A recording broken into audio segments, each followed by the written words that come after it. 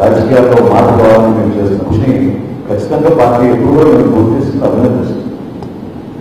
సమావేశంలో మనం ఒక బాధ్యత ఎవరికైతే ఇచ్చామో మనం క్షేత్రస్థాయిలో నియోజకవర్గంలో పనిచేయమని, ఆ గౌరవాన్ని ఆ బాధ్యతని వాళ్ళు బేస్ చేసుకుని ప్రతి మీటింగ్లో కూడా పవన్ కళ్యాణ్ గారు ఏం చెప్తారంటే, మీరు ఎక్కువగా ఏం చేయవసరం లేదు, అక్కడున్న యువతని అక్కడున్న మన జన సైనికుల్ని ఒక ప్రేమతోటి అభిమానంతో చక్కగా పలకరించి ఎక్కువ స్థానాలు వాళ్ళకి మన పార్టీ కమిటీలో వాళ్ళకి అవకాశం ఇవ్వమని చెప్పి పదే చెప్తారు.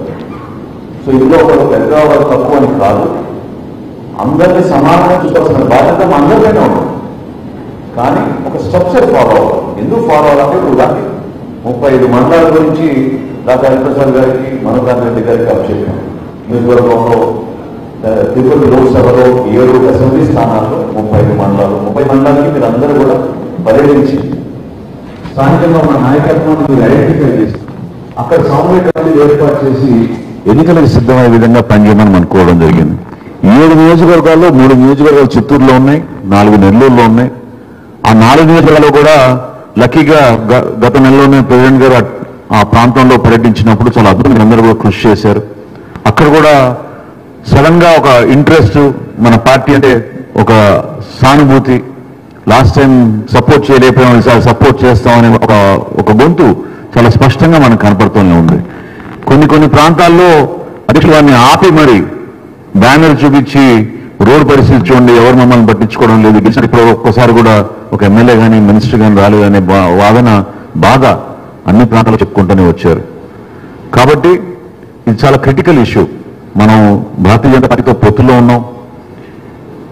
కార్మిక్గానే కొంతమంది ఆవేశంగా మనమే పోటీ చేయాలని డిమాండ్ చేస్తున్నారు. కానీ ఈ ప్రయాణం అనేది చాలా సుదీర్ఘంగా, ఒక నిలకడగా, సహనంతో భవిష్యత్తులో ఏ విధంగా ఉపయోగపడుతుంది మన పార్టీకి, మన యువతకి అని పదే ఆలోచించి పవన్ కళ్యాణ్ గారు కొన్ని నిర్ణయాలు తీసుకుంటారు. తొందరపడి ఆవేశంగా మనం ఏదో మన అభిప్రాయం అని చెప్దాం, మా వ్యక్తిగత అభిప్రాయాన్ని కొంతమంది మాట్లాడారు ఇంతకుముందు. దయచేసి అటువంటి తగ్గించుకోండి. వ్యక్తిగత అభిప్రాయం మనకి పార్టీలో ఉన్నప్పుడు ఉండదు. మనందరం కూడా మన అధ్యక్షుల వారు ఏ విధంగా మనకి ఇన్స్ట్రక్షన్స్ ఇస్తారో, ఏ విధంగా ఇటువంటి ప్రయాణం మీరు చేయాలి, దీనికి సిద్ధం అని ఆదేశాలు ఇస్తారో దానికి కట్టుబడి మన క్షేత్రస్థాయిలో అదే భాషని, అదే వాదాన్ని మనకి తీసుకెళ్ళాలి. అది అలవాటు చేసుకోవాలి. మనం సోషల్ మీడియాలో ప్రత్యేకంగా రకరకాలుగా మాట్లాడుతూ ఉంటారు మన వాళ్ళు. ప్రస్తుతం ఉన్న మాధ్యమం అదే కాబట్టి ఎక్కువగా తొందరగా 10 మంది చేరాలనే ఉద్దేశంతో ఒక తపనతోటి తొందరపడి కొన్ని సందర్భాల్లో మాట్లాడుతుంటారు. కానీ దయచేసి ఒక పార్టీ ప్రతినిధిగా మీ పైన కొన్ని బాధ్యతలు పెట్టినప్పుడు మన ప్రజలు మీకు బాధ్యత ఇచ్చారు ఇన్ఛార్జీలుగా, చాలా జాగ్రత్తగా వ్యవహరించండి. ఎక్కడ ఏ మాట కూడా అది మన పార్టీ మీద పడుతుంది, మన ప్రెసిడెంట్ గారి మీద పడుతుంది. కాబట్టి ఆ భారం ఆయన ప్రతిరోజు మోస్తూనే ఉన్నారు. ఎక్కడ ఒక చిన్న అంశమైనా కూడా మీరు చక్కగా స్పందిస్తారు. పార్టీ కార్యక్రమాలను కూడా ఆ విధంగా మీ కింద తీసుకెళ్తూ ఉంటారు. ఎందుకంటే ఏ రాజకీయ పార్టీ కూడా చేయని కార్యక్రమాలు మీరందరూ కూడా కరోనా సందర్భంలో చాలా అద్భుతంగా క్షేత్రస్థాయిలో చేశారు. ఎంతో గర్వపడి మేము ప్రతి సందర్భంలో అదే మెచ్చుకుంటూ ఉంటాం. అటువంటి కార్యక్రమాలు ఏ రాజకీయ పార్టీ చేయలేదు. నిస్సందేహంగా చెప్పగలుగుతున్నాను నేను, మనస్ఫూర్తిగా చేశారు.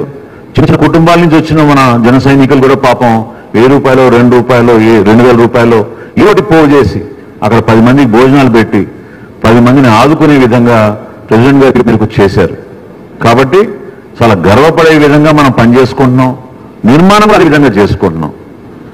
కొన్ని అపోహలు రావచ్చు, కానీ ఒక నియోజకవర్గం ఎంపిక చేసినప్పుడు ఈ క్రియాశీలక సభ్యత్వం దానికి కారణాలు ఉంటాయి. ఈ విడతలో మొదటి విడతలో మనం 5 తీసుకున్నాం, 5 నుంచి 30కి వచ్చాం, 30 నుంచి ఇప్పుడు 64 నియోజకవర్గాలు దాన్ని పెంచాం అనమాట. 64 నియోజకవర్గాల్లో కూడా క్రియాశీలక సభ్యత్వం. అక్కడ కూడా ఇన్ఛార్జిగా ఉంటే ఇన్ఛార్జిగా చెప్తున్నాం బాధ్యత, ఇన్ఛార్జ్ లేకపోతే అక్కడ 5గురినో 6గురినో 10 ఒక టీంగా వేసి మీరు అందరూ సమిష్టిగా నాయకత్వం తీసుకుని సక్సెస్ చేయండి ఈ ప్రోగ్రాం కోరుతున్నాం. అదేవిధంగా ఇన్ఛార్జీలు కూడా నేను కోరేది ఏంటంటే, ఇది మన తమ అనే విషయం కాదు కదా, ఇది నియోజకవర్గం సంబంధించిన కార్యక్రమం కాదు, ఇది రాష్ట్ర స్థాయిలో జనసేన పార్టీ చేపడుతున్న కార్యక్రమం. మీరు ఒకరిని సభ్యత్వం నమోదు కార్యక్రమాల్లో మీరు ఒకరిని ఆపితే రేపటి రోజు డైరెక్ట్గా ప్రెసిడెంట్ గారిని కలిసి ప్రెసిడెంట్ గారి ద్వారా కూడా సభ్యత్వం తీసుకుంటారు వాళ్ళు. ఆ పొరపాట్లు చేయబాకండి. ఇక్కడ గ్రూప్ విభేదాలు, మనం కొంతమంది పెంచుతాం, కొంతమంది పెంచకూడదు, ఎక్కువ మందికి మన అవకాశం ఇవ్వకూడదనే భావన మీరు దయచేసి కలగనివ్వబాకండి. అందరికీ అవకాశం ఇవ్వండి. అందరికీ వాళ్ళ ద్వారా ఎక్కువ మంది సభ్యులు మన పార్టీలో చేరేటట్టు తప్పకుండా మనం వాళ్ళకి అవకాశం ఇచ్చే బాధ్యత మనందరిపైన ఉంటుంది. కాబట్టి ఎన్నికలు రాబోతున్నాయి. మరి లోక్సభ ఎన్నికలు రాకముందే మీకు పంచాయతీ ఎలక్షన్స్ వచ్చేసినాయి. ఆల్రెడీ కోర్టు ద్వారా ఈరోజు మరి ఒక తీర్పు వచ్చింది. దానికి కూడా మీరు సిద్ధం అవ్వాలి. గతంలో ఇందాక డాక్టర్ గారు చెప్పారు ఎంత ఇబ్బందులు పెట్టారో, మిమ్మల్ని కూడా చాలా ఇబ్బంది పెట్టారు. అన్ని ప్రాంతాల్లో ఒక నియోజకవర్గాన్ని కాదు, చిత్తూరు జిల్లాలో చాలా అరాచకంగా నామినేషన్లు వేయనీయకుండా వన్ సైడెడ్గా మరి ఆ మంత్రి కానీ వాళ్ళ అనుచరులు కానీ చేసిన ప్రయత్నం మీ అందరికీ తెలుసు. అయినా కానీ ధైర్యంగా నిలబడారు. ఎంతో గర్వంగా మనం ఇంకా పటిష్టంగా గత సంవత్సరానికి ఇప్పటికీ మనం మారాం. సంస్థాగతంగా చాలా బలపడ్డాం. మంచి నాయకత్వం ఉంది. జిల్లాలో మీరందరూ కలిసికట్టుగా ఒకే మాట మీద నిలబడి ఏ నిర్ణయం తీసుకున్నా పార్టీ దానికే మనం కట్టుబడి ఉండాలి. దయచేసి మీరు అలవాటు చేసుకోండి. తొందరపడి మన అభిప్రాయాలు మీరు ఎప్పుడైనా ప్రజలని కలిసినప్పుడు మీరు చెప్పుకోండి మీ అభిప్రాయం. అంతేగాని బహిరంగంగా చెప్పాల్సిన అవసరం ఎప్పుడు ఉండకూడదు.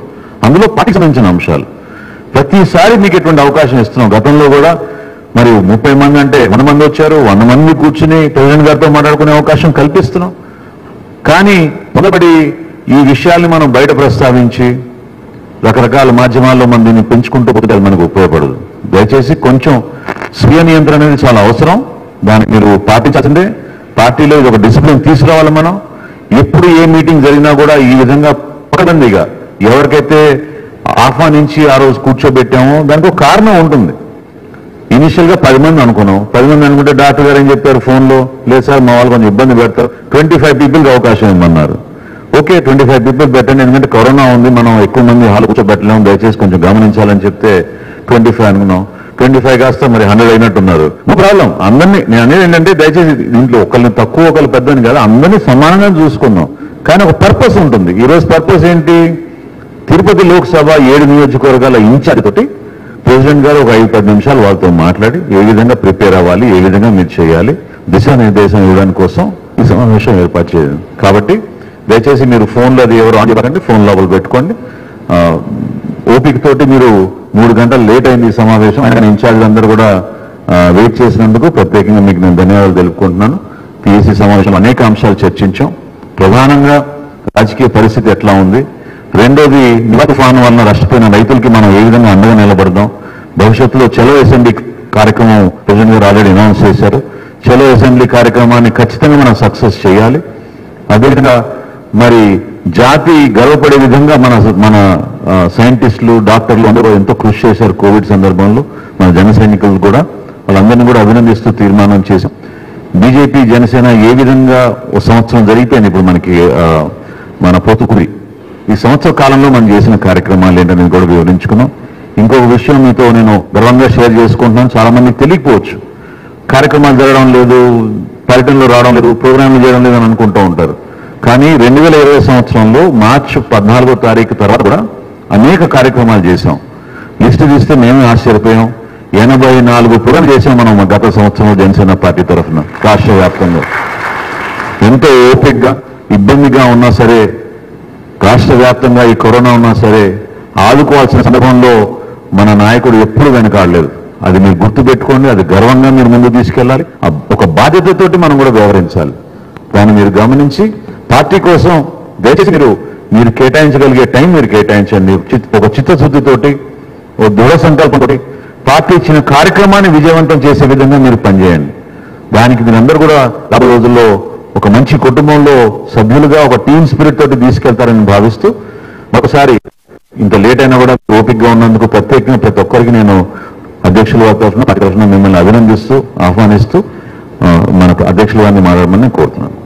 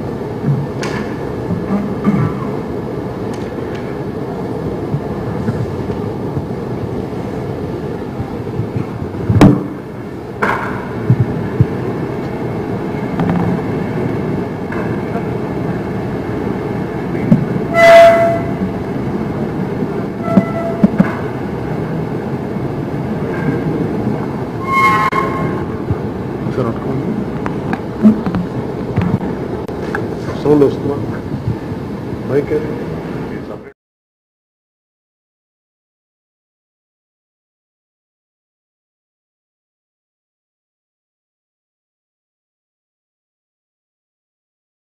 ఒకసారి సమావేశం ప్రారంభించబోయే ముందు మొన్న ప్రకాశం జిల్లాలో బిద్దులూరు నియోజకవర్గంలో బండ్లగడ్డని మన జన సైనికుడిని మన కార్యకర్తని ఇన్ఫ్రాస్ట్రక్చర్ బాగాలేదు, సమస్యలు చూడండి అని చెప్పి వైసీపీ ఎమ్మెల్యే అడిగినందుకు నానా విధంగా మనం ఉన్న సమాజాలు రికార్డ్ చేస్తున్నాయి, కానీ ఏమాత్రం సంకోచం లేకుండా తిట్టిన తిట్లు వరుసగా మిగతా వైసీపీ కార్యకర్తలు అందరూ వచ్చి అతన్ని ఇబ్బంది పెట్టిన విధానం ఆత్మహత్యకి గురి చేసుకుని చేసినాయి. అందుకే ముందుగా బండ్ల వెంకయ్య నాయుడు మన జనసైనికుడి ఆత్మకి శాంతి కలం కోరుకుంటూ ఒకసారి అందరూ లేచి మౌనం పాడారు.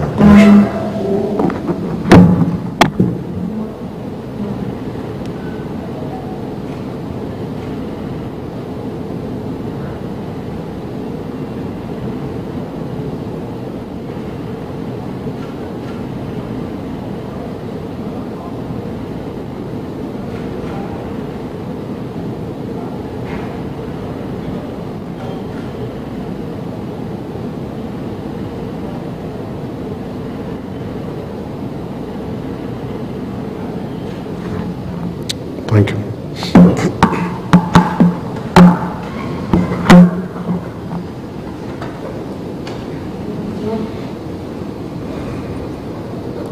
ఇక్కడికి వచ్చిన జిల్లా ఇన్ఛార్జీలందరికీ, నాయకులందరికీ, రాష్ట్ర నాయకులందరికీ పేరు పేరున ప్రతి ఒక్కరికి నా హృదయపూర్వక నమస్కారం. మనస్ఫూర్తిగా మీకు ఈ సమావేశానికి మీకు ఆహ్వానం పలుకుతా ఉన్నాం. పిఎస్సి సమావేశం ప్రత్యేకించి ఇక్కడ ఏర్పాటు చేయడం జరిగింది. ఇది సడన్గా ఒక ఎలక్షన్ అనుకోవడం కోసం కాదు, చాలా రోజుల నుంచి ఒక మదనం ఏం జరుగుతూ ఉందంటే ఈ పిఎస్సి సమావేశం కేవలం రాజధాని ప్రాంతంలోనే కాకుండా విజయవాడలో ఇలాంటి మంగళగిరి కాకుండా ప్రతి పార్లమెంట్ నియోజకవర్గంలో ప్రతి జిల్లాలో కూడా నిర్వహించాలనేది చాలా దాదాపు ఒక సంవత్సరం క్రితం మనోహర్ గారు మేము అనుకోవడం జరిగింది. సో దాంట్లో భాగంగానే ఈ రోజున ఈ తిరుపతిలో మనం ఈ పిఎస్సి సమావేశం నిర్వహించడం జరిగింది. దీంట్లో ముఖ్యంగా కొన్ని అంశాలు ప్రస్తావించడం చాలా కొన్ని అన్ని చెప్పే కంటే కూడా కొన్ని కీలకమైన అంశాలు మీకు తెలియజేసుకుంటాను. ముందుగా నేను తెలియజేసుకుంది ఏంటంటే, ఒక పార్టీ నిర్వహణ చాలా కష్టసాధ్యమైనది. వేల కోట్లతో ముడిపడి ఉన్న ఒక ఎలక్షన్ జరపాలంటే 100 కోట్లు 150 కోట్లు ఉన్న పరిస్థితుల్లో చాలా సాహసించి పార్టీ పెట్టడం వెనక సమాజం పట్ల చాలా బాధ్యత ఉంది, దేశం పట్ల చాలా ప్రేమ, అదే ముందుకు నడిపింది.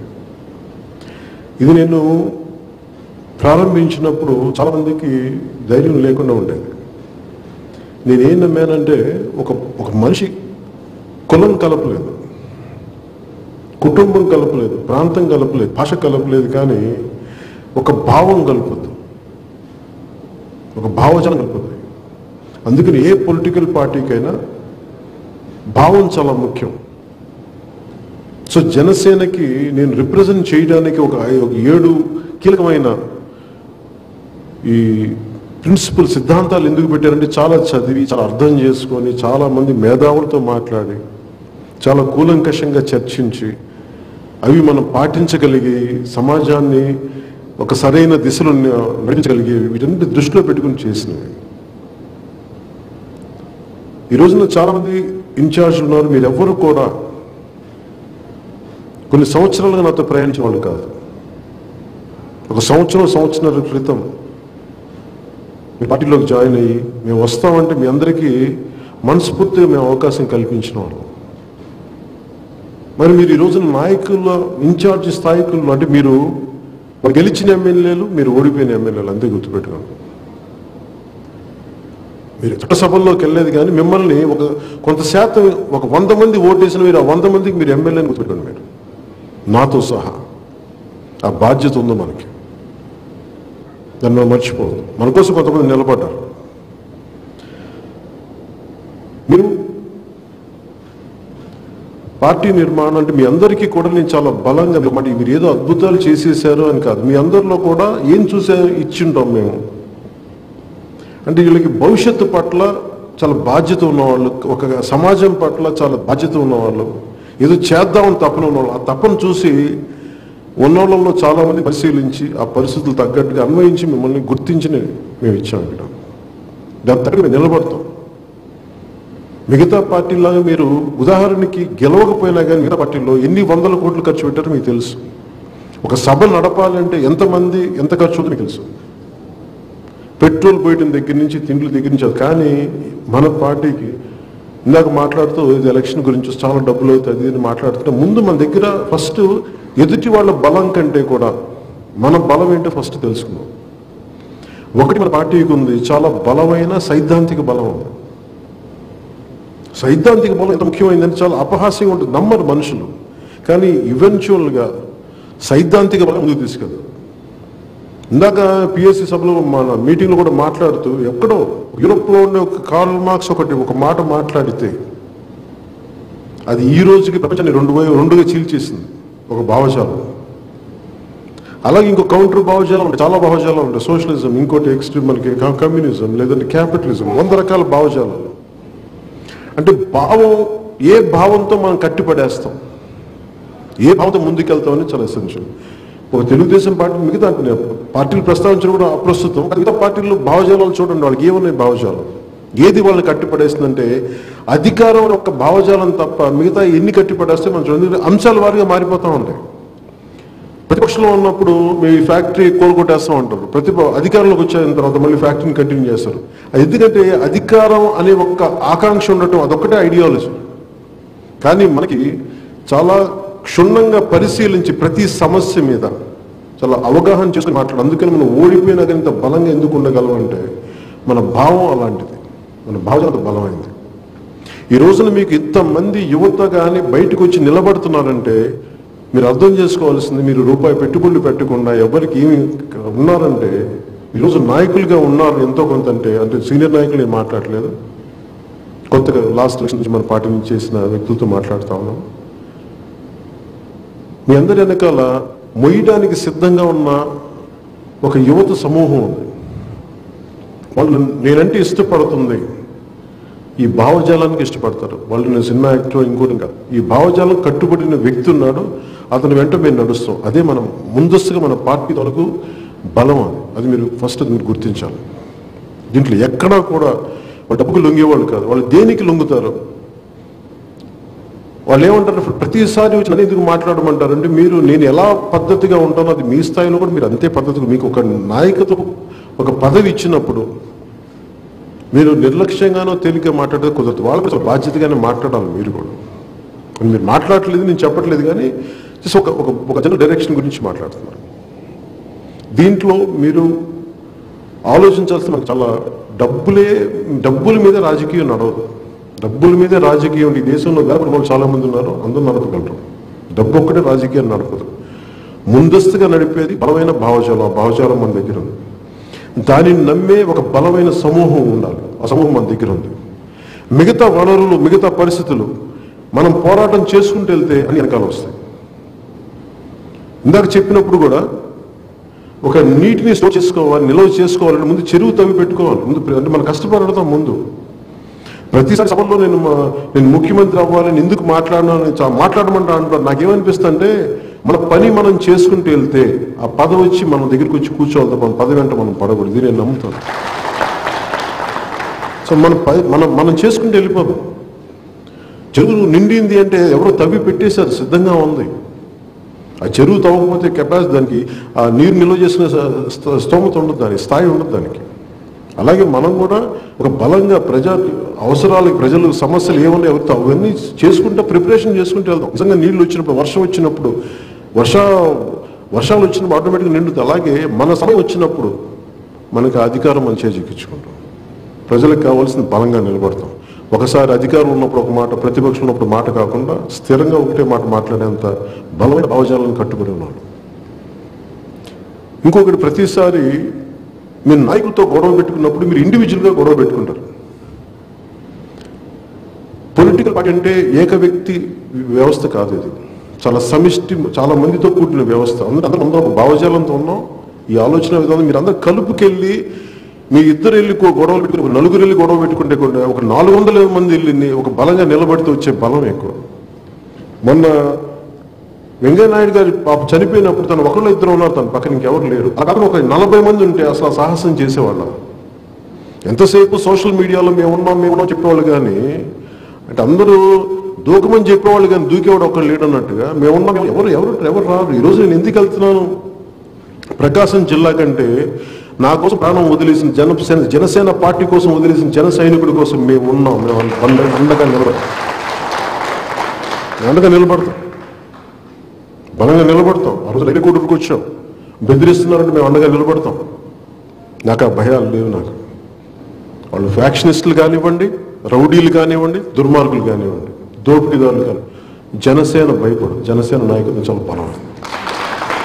మీరు అలాగే మీరు గొడవ పెట్టుకునేటప్పుడు కూడా మీ స్థాయి, అంటే మీరు ఎంత పోరాటం చేయగలరు, మీరు ఎంత నిలబడగలరు, దాన్ని దృష్టిలో పెట్టుకుని మాట్లాడాలి. ప్రతిసారి నేను రాను, రావడం కుదరతాం అంటే మీరు చాలా సంయమనంతోనే గొడవ పెట్టుకోవాలి. చాలా లెక్కలు, గీతల మధ్యలోనే గొడవ పెట్టుకోవాలి. చాలా సైద్ధాంతిక బలంతోనే గొడవ పెట్టుకోవాలి. నన్ను రెచ్చగొట్టే మాటలు 100 మందితో వాటికి మీరు పడద్దు. మీరు ఎందుకంటే గొడవ పెట్టుకోవాలంటే మీ అందరికంటే కూడా చాలా బలంగా గొడవ పెట్టుకోగలను. నేను వెనకాడను, తల ఎగిరిపోవాలి. 10 సార్లు చెప్తా ఉంటున్నాను, తల ఎగిరిపోవాలి కానీ నేను మటుకు వెనకడిగి అంత బలంగా పోయి గొడవ పెట్టుకోవాలి. అందువల్ల మీరు అకారణంగా ఎవరితో గొడవ ఇరిటేట్ చేస్తారు, మిమ్మల్ని క్రమం తప్పించాలని ఇరిటేట్ చేస్తారు. మీరు వాటికి పడకూడదు. మీకు అంత మాత్రం కామన్ సెన్స్ లేకపోతే ఎట్లాగా? అన్ని విషయాల్లో నేను చూస్తూ ఉంటాను. ఆ పరిణితి లేకపోతే, కామన్ సెన్స్ అనే పదం పరిణితి లేకపోతే ఎట్లాగా? మనకి ఎవరిని ఎంత ఏ మాట అనాలి, ఒకసారి రెచ్చగొడతారు. వాళ్ళ ట్రాప్లో మీరు పడకండి. మన విధి విధానాలు చాలా పద్ధతిగా ఉండాలి, పద్ధతిగా మాట్లాడాలి. నిజంగా అవసరమైంది ఆ రోజున మన రైతుల గురించి మాట్లాడు, తుఫాను గురించి మాట్లాడలేదు. ఈరోజు చలో అసెంబ్లీ గురించి మాట్లాడాం. బలంగా ముందుకు తీసుకెళ్తాం. గొడవ పెట్టుకోవాల్సిన చాలా నిర్దిష్టంగా గొడవ పెట్టుకుందాం. అంతేగాని కూర్చోబెట్టి చిల్లరగా మనం కూర్చోబెట్టి వీధి గొడవల్లో చేసుకోదు. వి రన్నింగ్ ఏ పొలిటికల్ పార్టీ. దాన్ని చాలా బాధ్యతగా నిర్వహిద్దాం మనస్ఫూర్తిగా తెలియజేసుకున్నాం. ఇంకొకటి, తిరుపతి 2 చాలా ముఖ్యమైన అంశాలు. ఒకటి తిరుపతి ఎన్నికలకు సంబంధించి, ఒకటి భారతీయ జనతా పార్టీ తప్పుతూ, 2 మతం, ఆ సెక్యులరిజం అనే ఒక బ్రాడ్ కాన్సెప్ట్. ముందుగా జనసేన సిద్ధాంతాలు మీరు చూస్తే మత ప్రస్తావన లేని రాజకీయాలు ఉండాలని కోరుకుంటాం. అది మన ఆశయం. అమెరికన్ కాన్స్టిట్యూషన్ అసలు ఈ బానిసతనం ఉండకూడదు అని రాసుకుంటే దాన్ని సాధ్యపడింది కొన్ని వందలు, ఒక 150 ఏళ్ల తర్వాత కొంత ముందుకెళ్ళింది. ఇంకా ఈరోజుకి ఇంకా సంపూర్ణంగా రాలేదు. అంటే ఒక ఆశయం సాధించలేనప్పటికీ అది మా సిద్ధాంతమైన దాన్ని నడుచుకుంటూ వెళ్తాం. సో మీరు నన్ను అడిగితే మతాన్ని మనం ఎలా చూస్తామంటే, మతం అంటే ఒకరి అభిమతం, ఒకరి అభిప్రాయం. మన ఆరాధన, దైవ ఆరాధన అనేది మన హిందూ ధర్మం, హిందూ మతం, ఇది అన్ని మతాలకి స్థానం ఇచ్చే నేల. ఇది అంత గొప్ప నేల. అందుకే ఇది భారతదేశం. నేను గోరక్షణ గురించి మాట్లాడాలి అంటే ఫస్ట్ నేను పార్టీని చూపిస్తాను. నా దగ్గర ఒక గోశాల ఉంటుంది, 30 ఆవులు ఉంటుంది. అంతేగాని కూర్చోబెట్టి దాని మీద నేను గొడవలు పెట్టుకోవడం అన్నీ చేయకూడదు. ముందు చాలా పెద్దలు, చాలామంది ఈ హైందవ ధర్మాన్ని చాలా మాట్లాడే పెద్దలు ఒక వాక్యాలు చూస్తూ ఉంటే నాకు అనిపించింది. ఆయన మాట్లాడింది, రోడ్ల మీద ఇన్ని ఆవులు తిరుగుతూ ఉన్నాయి, వీటిని గాలికి వదిలేసి వాళ్ళు చంపుతున్నారు వీళ్ళు చంపుతున్నారని చెప్పేసి ఇలా వాళ్ళ మీద దాడి చేస్తే ప్రయోజనం ఏంటి? ముందు ప్రతి ఒక్కరు ప్రేమ ఉన్న ప్రతి ఒక్కరు ముందు ఆ గోవులు రక్షించండి, ఇంట్లో మన వాడిని జాగ్రత్తగా చూసుకోండి. ముందు ఆ బాధ్యత నిజంగా గోరక్షకుడు అంటే ఎవరంటే రోడ్ల మీద అన్యాయంగా అయిపోతున్న ఆవుల్ని దగ్గర తీసుకుని చేయాల్సిన అవసరం వాళ్ళు నిజమైన గోరక్షకుడు. ఇది నా మాటలు కాదు, ఈ దేశపు చాలా సనాతన సాంప్రదాయాన్ని చాలా బలంగా నమ్మి ముందుకు తీసుకెళ్లే ఒక పెద్ద స్థాయి వ్యక్తి మాటలు, ఇది అలాంటి స్థాయి వ్యక్తులు అన్న మాటలు.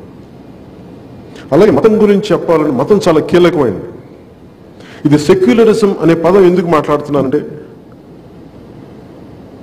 సెక్యులరిజం చాలా కన్వీనియంట్ గా వాడేశారు కొన్ని దశాబ్దాలుగా దేశంలో. సెక్యులరిజం అంటే ఏంటంటే మన దేశంలో డెఫినేషన్ ఆఫ్ సెక్యులరిజం అన్ని సమానం, అందరూ సమానం. కానీ ఒక్కొక్క వ్యక్తులు ఏమైపోయారంటే కొంతమంది, ఉదాహరణకి దేవాలయాలకు అపవిత్రం జరిగిన, చర్చికి అపవిత్రం జరిగిన, మస్జిద్కి అపవిత్రం జరిగిన, ఇంకే మత సంబంధించిన దేవాలయాలకు అపరాధం జరిగినా సమానంగా ఖండించాలి. ఈ రోజున హిందూ దేవాలయాల్లో ఇంత అపవిత్రానికి గురవుతుంటే అందరూ చాలా కన్వీనియంట్ గా దాన్ని ప్రస్తావించరు. ఎందుకంటే మనోభావాలు దెబ్బతింటాయి అంటారు. అదే సెక్యులరిజం. అది ఒక మస్జిద్కి అన్యాయం జరిగినప్పుడు గొంతు బలంగా ఎత్తగలరు, ఒక చర్చికి జరిగినప్పుడు బలంగా ఎత్తగలరు. ఇంత తప్పేమవుతుంది? అందరూ సమానమే కదా ఈ దేశంలో. అంటే ఏంటంటే ఇది ప్రజల్లో ఉన్న సమస్య కాదు, ఇది నాయకుల్లో ఉన్న సమస్య. అపిజన్ పాలిటిక్స్. మీ లోపల తప్పులు ఉన్నాయి. నేను ఎందుకు ఇంత బలంగా మాట్లాడగలను అంటే నా అభిమానుల్లో అన్ని కులాలు అన్ని మతాలు చాలా బలంగా ఉన్నాయి, చాలా బలంగా ఉన్నాయి. నేను ఎవరి మనోభావాలు కించపరచను. అలాగే శ్రీరామచంద్రుణ్ణి ఆరాధించే ఆ సమూహాన్ని కూడా మనం అగౌరవపరచకూడదు. వాళ్ళు బాధపడుతుంటే వాళ్ళ బాధను అడ్రస్ చేయాల్సిన అవసరం ఉంది. ఇక్కడ తప్పు జరిగింది, దీన్ని కరెక్ట్ చేయాలని చెప్పాలి. ఉదాహరణకి ఇన్ని దేవాలయాలు అపవిత్రానికి గురవుతుంటే దీనిని ఎక్కువగా వెటకారం చేసింది ఎవరు? జగన్ రెడ్డి గారు కూడా కాదు. హిందూ మతాన్ని పాటించే వైసీపీలోని కొంతమంది నాయకులు ఆంజనేయం అడిగాడా గుడి కట్టించమని, ఇలా ఎవరన్నా మాట్లాడతారా? అవి వేరే మతస్థులు ఎవరు మాట్లాడలేదు, ముస్లింలు మాట్లాడలేదు, క్రిస్టియన్స్ మాట్లాడలేదు. ఆ మాట్లాడిందంతా వైసీపీలోని కొంతమంది హిందూ నాయకులు. అందరూ కూడా నేను చెప్పట్లేదు, కొంతమంది హిందూ నాయకులు మాట్లాడారు. వాళ్ళు గుళ్ళకి వెళ్తారు, కానీ వాళ్ళు మాట్లాడింది వాళ్ళ వల్ల వచ్చే డ్యామేజ్ ఇదంతా. అందుకు మనం ఏ మతానికైనా మీరు ముస్లింల దగ్గరికి వెళ్ళండి, క్రిస్టియన్ పాటించే భారతీయుల దగ్గరికి వెళ్ళండి, ముస్లిం పాటించే భారతీయుల దగ్గర ఎవరు వెళ్ళినా మీరు చాలా బలంగా చెప్పండి, మేము అన్ని మతాలని సమానంగా గౌరవిస్తాం. ఎవరి దైవాన్ని వారు ఆరాధించుకోండి, మిగతా దైవాలని గౌరవించండి. ఇది జనసేన ఆలోచన విధానం. అలాగని అప్పీజ్మెంట్ కోసం ఇప్పుడు నేను హిందూ దేవాలయ పరిరక్షణ గురించి మాట్లాడితే మన ఓట్లు పోతే ఆ భయం మీరు పెట్టుకోకండి. ఎందుకంటే సత్యం చాలా గొప్పది. ఈ దేశంలో సత్యమే గెలుస్తుంది. ఈ దేశంలో రాముల వారి విగ్రహం మెడ ఇరక్కొట్టేస్తే అది తప్పని చెప్పడంలో మనకి ఓట్లకి తేడా రావు. అది తప్పది. నిజమైన క్రిస్టియన్, నిజమైన ముస్లిం ఎవరిని అడిగితే అందరూ ఖండిస్తారు, ముక్త కంఠంతో ఖండిస్తారు. ఎందుకంటే దీనికి ఉదాహరణ కూడా మనకు అంతర్వేది రథాన్ని కాలిస్తే నేను ఒక పిలుపునిస్తే చాలా మంది మనమంటే వ్యక్తిగత పార్టీ అంటే ఇష్టం ఉన్న ముస్లిం మతాన్ని పాటించే వారు కానీ, క్రిస్టియన్ మతాన్ని పాటించే వారు కానీ, అలాగే వ్యక్తిగతంగా మన పార్టీకి సంబంధం లేని వ్యక్తులు కూడా అది మనస్ఫూర్తిగా చేసి మీరు వాళ్ళ దీపాలు క్యాండిల్స్ వెలిగించిన పరిస్థితులు ఉన్నాయి. అవి మీరు కావాలంటే ఒకసారి వాళ్ళ ఫొటోస్ మీరు చూడొచ్చు.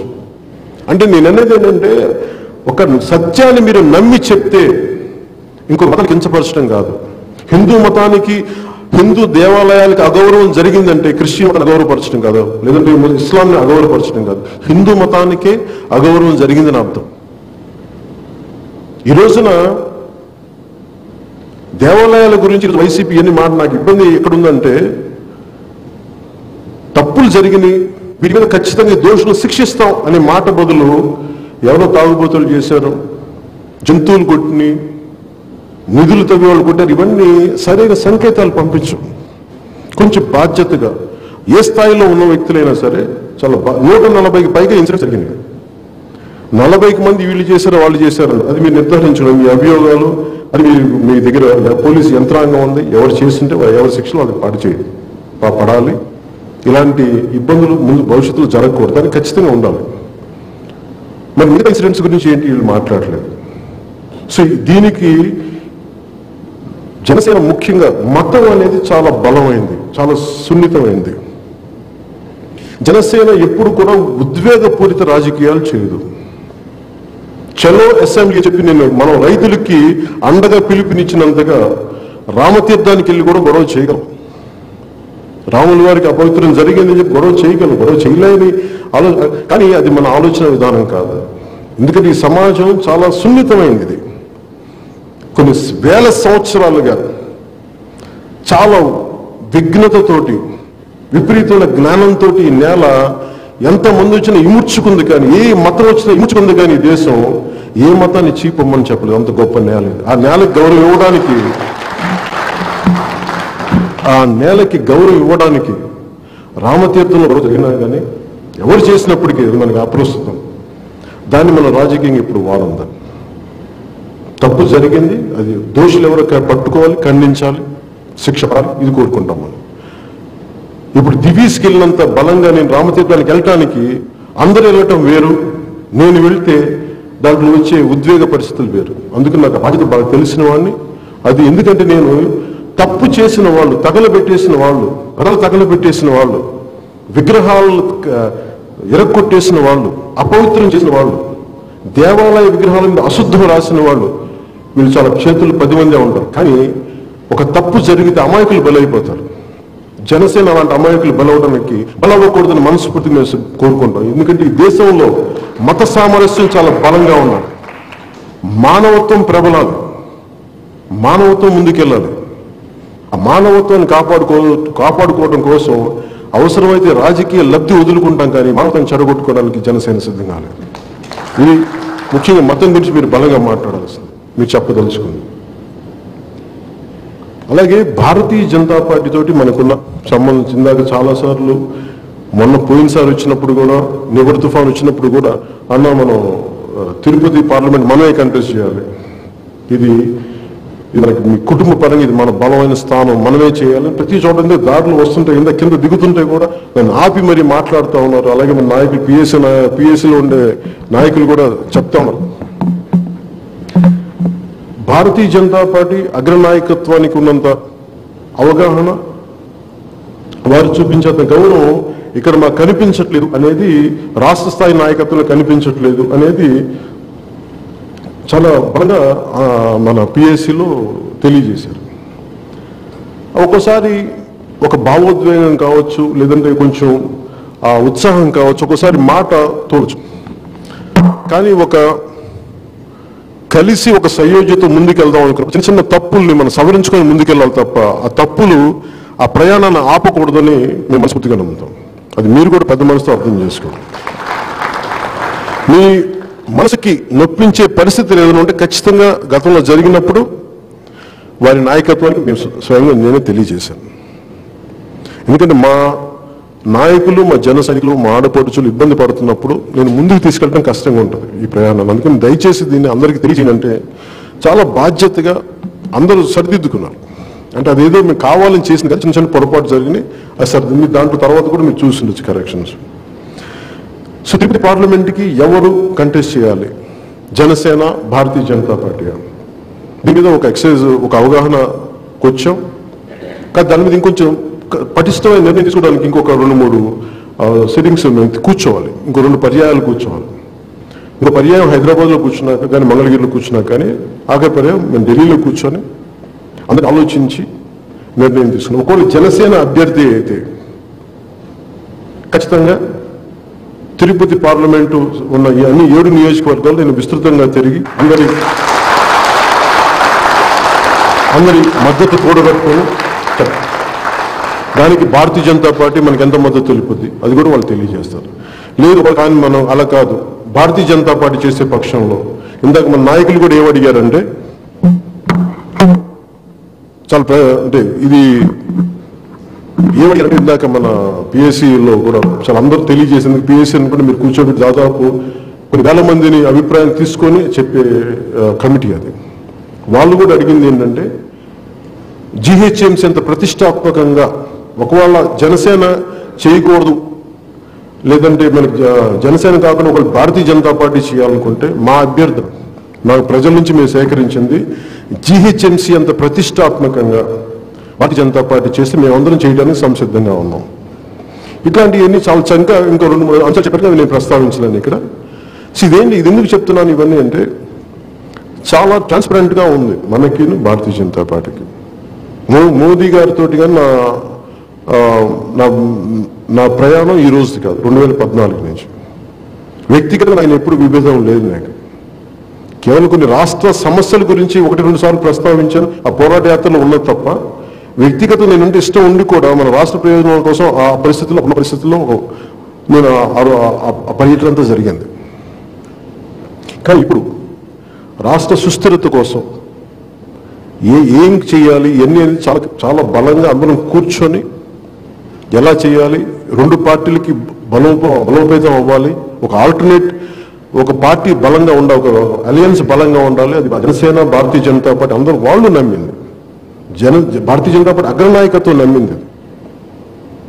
సో దాన్ని దృష్టిలో పెట్టుకొని అది ఎవరికి మనం వెళ్తాం అనేది ఒక వారం రోజుల వరకు ఒక 1 వీక్లో మనం తెలియజేస్తాం. దాన్ని బట్టి మనం ముందుకు ఎలా వ్యూహం చేద్దాం, ఈ వ్యూహాన్ని ఎలా తీసుకెళ్దాం, ఈ ఎలక్షన్స్కి ఎలా ప్రిపేర్ అవుతాం మీకు తెలియజేసుకుంటాం.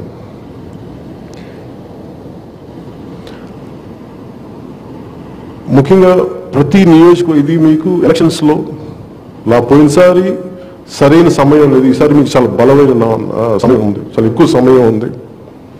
మీరందరూ మంచి బలమైన నాయకత్వం ఉంది ఇక్కడ. పోరాటం నాయకత్వం నా ఉద్దేశం పేరున్న వాళ్ళని కాదు, బలంగా నిలబడగలిగేవాడు.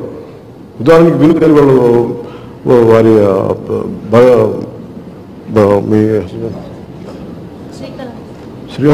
వినోద్ కానీ వాళ్ళు చేసిన విధానం అంటే వాళ్ళ మీద ఎన్ని ఇబ్బందులు పెట్టిన బలంగా నిలబడిన విధానం, ఆవిడ భర్త మీద కానీ బలంగా నిలబడాలి అంటే వాళ్ళు వెనక ఏదో కూర్చోబెట్టి పెద్ద పెద్దగా కాటికడం బలంగా ఒక ఆలోచన విధానంతో పోరాటగలిగే సత్తా ఉన్నవాళ్ళు.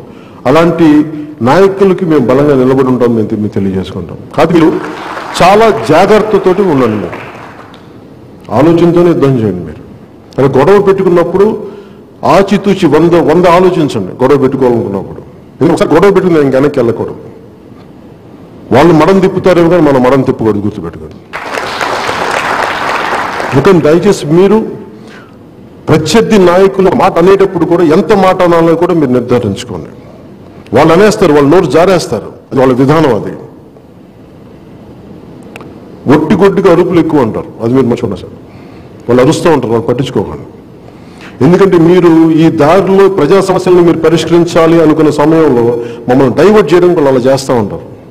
అందుకే మీరు అలాగే మీరు ఒంటరిగా గొడవ పెట్టుకోవద్దు. మీరు కూడా మీకు జిల్లా స్థాయి నాయకులతో కలవండి, లేదంటే జన సైనికులతో కలవండి, ఒకసారి పిలిపించుకోండి, 100 మంది మాట్లాడండి, ఒకరికొకరు అలాగే నిలబడండి. అంతేగాని కూర్చోబెట్టి లీడర్షిప్ ఈజ్ కలెక్టివ్ లీడర్షిప్. అంటే లీడర్షిప్ అంటే ఒంటరిగా ఉండదు, అది మీరు అర్థం చేసుకోవాలి. ఇంకా దీన్ని దృష్టిలో పెట్టుకొని మీరు భవిష్యత్ కార్యక్రమం మీరు చేయండి. అలాగే మేము ముఖ్యంగా భవిష్యత్తులో నేను అనుకుంటుంది అది మనోహర్ గారు కొన్ని పెద్దలు మనోహర్ గారు కూడా తెలియజేస్తాను నేను. అంటే ప్రతి పార్లమెంట్ నియోజకవర్గంలో విల్ మేక్ షూర్ ఒక పిఎస్సి సమావేశం జరుగుతుంది. అలాగే నాకేమంటే ప్రతి నియోజకవర్గంలో 1-2 రోజులు ఉండాలి, నేను తెలుసుకోవాలి. నాకు నిజంగా ఒకసారి నా జన తాకిడి ఎక్కువ ఉండబట్టి నాకు ఇబ్బంది, కానీ ఒకసారి మా జన సైనికులు ఇంట్లో ఉండాలని కోరుకునేవాడిని నేను. కాకపోతే ఒకసారి నా సైజ్ నాకంటే నా మీద ఉన్న ప్రేమాభిమానం నాకు ఇబ్బంది, ఒకసారి రోడ్డు మీద నాకు ఇబ్బంది పడతాను. కానీ నిజంగా నేను యాక్టింగ్ కాబట్టి చాలా సంతోషపడేవాడిని. నేను కూర్చొని సంచి చేసుకుని వచ్చి ఇళ్లలో ఉండి పార్టీ నిర్మాణం చేసుకునేంత మనస్తత్వం ఉన్నవాడిని. కానీ అవకాశం ఏదన్నా ఖచ్చితంగా కూర్చుందాం. అలాగే ఈ రోజున క్రియాశీలక సభ్యత్వం అనేది చాలా కీలకమైంది. ఒక 2014లో స్టార్ట్ చేసినప్పుడు లక్షల రోడ్ల మీద వచ్చేవారు. ఒక 2-3 కిలోమీటర్ల రోడ్ల మీద నిండిపోయి. కానీ ఎంతమంది పనిచేస్తారు మన కోసం? ఒక సంవత్సరం పొడుగుతా, కొన్ని సంవత్సరాలు పొడుగుతా. ఏదో పాల పొంగులా గుచ్చిపోవాలి. నిలకడగా ఉండాలంటే వాళ్ళకి మన భావజాలను కట్టుబడి ఉన్న మనం ఇష్టపడే వాళ్ళు ఉండాలి. దాంట్లో భాగంగా క్రియాశీలక సభ్యత్వాన్ని ముందుకు తీసుకెళ్తాను. ఇది 1000 మంది ఉండాలా, 1000 మంది ఉండాలా అంటే గంగి గోపాలు గరిటెయించాలని ఇందాక మన హరిప్రసాద్ గారు మాట్లాడతామంటే, మీరు కావాలంటే 1500, 1000 మందిని పెట్టుకోండి. కానీ దాంట్లో మీరు గుర్తుపెట్టుకోవాల్సింది చాలా కీలకంగా పనిచేసే వాళ్ళని గుర్తుపెట్టుకోండి. అందరికీ సమానమైన స్థానం ఇవ్వండి.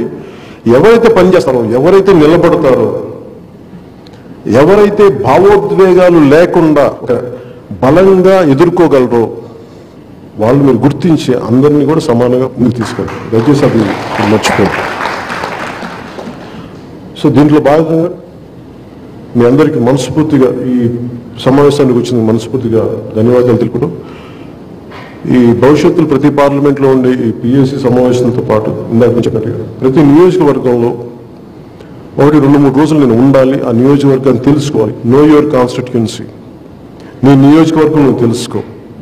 అంటే ఒక పెద్ద నాయకులు నాకు చెప్పింది ఏంటంటే, ఆ నేలలో పడ్డ ప్రతి నీటి ఒక లెక్క నీకు తెలియాలి. నిజంగా నువ్వు రాజకీయాలు రావాలని నాకు ఆయన చెప్పిన మాటలు నాకు నిజంగా బలంగా తాకినాయి. మనస్ఫూర్తిగా తీసుకున్నాను. ఒక సందర్భంలో ఈ చెప్పిన వ్యక్తి ఎవరు కూడా కాదు, కేసీఆర్ గారు చెప్పారు నాకు. ఆయన ఒకసారి గవర్నర్ దాంట్లో మాట్లాడినప్పుడు ఆయనకి చాలా మర్యాదపూర్వకంగా ఆయన కలిసినప్పుడు చెప్పాడు, నువ్వు ప్రజల గురించి ఆలోచించడం, ప్రతి ఇంట్లో ఉండే సమస్య, ప్రతి వ్యక్తికి ఉండే సమస్య, అలాగే ఆ నేల మీద పడ్డ ప్రతి చినుకు కూడా నీకు లెక్క తెలిసేంత క్షుణ్ణంగా నువ్వు రాజకీయ క్షేత్రం తిరగాలి, అంత అర్థం చేసుకోవాలి నువ్వు అని ఆయన చెప్పిన మాటలే మనస్ఫూర్తిగా నేను గుండెలు పెట్టుకున్నాను ఆ రోజున. సో దాంట్లో ఆయన చెప్పిన పాటలు నేను మీతో కూడా పంచుకున్నాను. ఎందుకు పంచుకున్నానంటే, మీ నియోజకవర్గం మీరు తిరగండి, ప్రతి సమస్యను తెలుసుకోండి.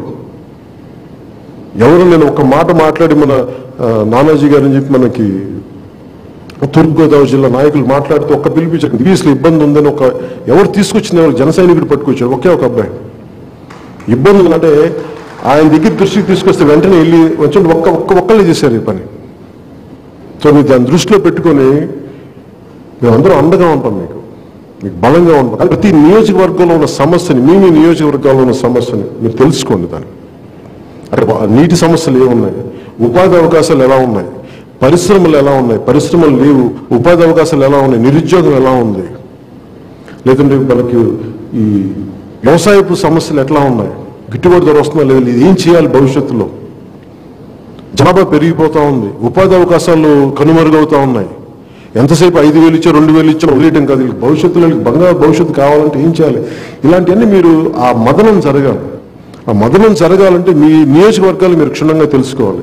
ఇది మనందరం కలెక్టివ్గా చేస్తేనే పోరాటం తప్ప ఏదో నేను అర్జెంట్గా సీఎం అయిపోయా కాదు. మీరందరూ ఇది ఎదగాలి, మన ద్వారా ప్రజలకు న్యాయం జరగాలి. అందుకని దాన్ని దృష్టిలో పెట్టుకోండి. మీరు ఈ పార్టీ నిర్మాణానికి మీరందరూ మనస్ఫూర్తిగా సహకరించవలసింది కోరుకుంటూ, ఎందుకంటే ఇది మన ఒక్కరి కోసం చేసేది, ప్రజలకి బాగుండాలంటే మనం వాళ్ళ కోసం పనిచేయాలి. మనం వచ్చింది కూలి పని చేయడానికి వచ్చాం. మనం ఎత్తి కూర్చోబెట్టి మనం ప్రజల పలకల్లో కూర్చోబెట్టి మనం మొయ్యాలి. అది మర్చిపోకూడదు. అది నాయకత్వం.